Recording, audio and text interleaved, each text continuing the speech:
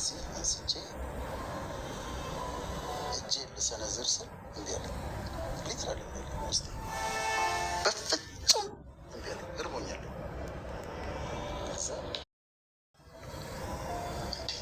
ምን ሆነሃል? አያለ በጣም ይቅርታ፣ በቃ ድንገት መብላት ትዳለ አቃተኝ አልኳቸው።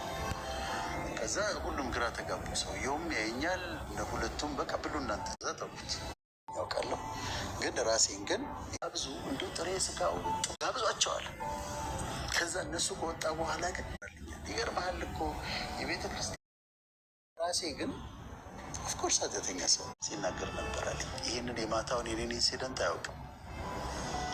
ከምን እንደጠበቀኝ ታውቂያለሽ? በጣም እኮ የሚወደኝ ጋብዞ የሚሰድብ ሰውዬ ነው። ጋብዞ ይሰድብሻል ማለት ነው። ከበላሽ በኋላ እንደው እኮ የማይረቡ ናቸው ምናምን እኮ ይላል። እንደዚህ አንስቼ መሰንዘር አልቻልኩም፣ ተውኩት። ስለዚህ ባሪያውን ይጋብዙናል ሰዎች፣ እኔና አንቺን ጋብዘውን አያውቁም። መልካም ሰዎች እኔም እጋበዛለሁ እና ጋባዦችን እናበረታታለን። ጋብዘው የሚሳደቡ ሰዎችን ግን እጠነቀቃለሁ። ወይም ደግሞ የሆነ ነገር አድርገውልሽ ከዛ ኮንትሮል የሚያደርጉሽን ሰዎች ነፃነትሽን ነው የሚወስዱብሽ። እኔ ዛሬ ጋብዘሽኝ ነገ የሆነ ሰው አለ የግድ አግኝልኝ ካልሽኝ እኖርልሽ ይችላሉ። ይሄኛው ግብዣውና ይሄ ግንኙነት የለውም።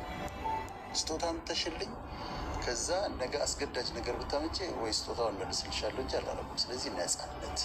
ሶስተኛው በጣም እኔ በህይወት የረዳኝ ብዬ ማምነው ሌሎችንም ይረዳል ብዬ ማምነው ሶስተኛው ሲንሰሪቲ ነው። ሲንሰሪቲ ወይም ኦተንቲሲቲ የሆንሽውን መሆን ነው። እውነተኛ መሆን፣ ራስሽ መሆን፣ ከልብ መሆን። በቃ ፕሪቴንድ አላረግም፣ አልጨነቅም። ያልሆንኩትን መስዬ መቅረብ፣ ያልሆንኩትን ሆኜ ለመቅረብ አልሞክርም። በቃ ዲስ ቢ ይሄ ነኝ፣ በቃ አላስመስልም። ስለዚህ ሲንሰሪቲ እንደዛ ነው። ኦተንቲሲቲ ራስሽን ነው የመቶኝ። አላስመስልም፣ አልደብቅም። ማለት ራሴን የሆነ ጻድቅ ቅዱስ ምናምን ሰው ሆኜ ለመቅረብ አልሞክርም።